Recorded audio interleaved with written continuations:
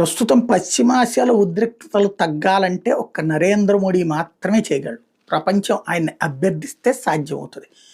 America, Europe దేశాలు దీన్ని flare up చేసి సాగించాలనుకుంటున్నాయి. అట్లాగే చైనా, రష్యాలు వాటిట్లని ఆపాలన్నటువంటి ఉద్దేశంలో లేవు.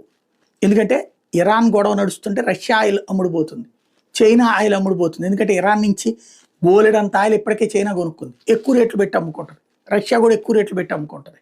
కాబట్టి స్నేహం చేస్తూనే వాళ్ళు లాభపడాలనుకుంటారు. అట్లాగే ఈ యుద్ధం పెరిగితే ఆయుధ వ్యాపారం పెరిగి తమ బాగుపడాలని అమెరికా, యూరప్, నాటో దేశాలు కోరుకుంటే ఇరాన్ ఎదగకూడదని కూడా కోరుకుంటాయి.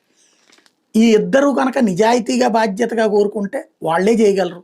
లేదు వాళ్ళకి అటో ఇటో ఉన్నారు కాబట్టి అనుకుంటే నరేంద్ర మోడీకి సాధ్యం శాంతి చేయటం అన్నటువంటి. ఇరాన్ అధ్యక్షుడు కొమైని నరేంద్ర మోడీకి మంచి విలువిస్తారు. ఎందుకయ్యా అంటే అమెరికా ఆంక్షలు పెడతామన్నా బెదరకుండా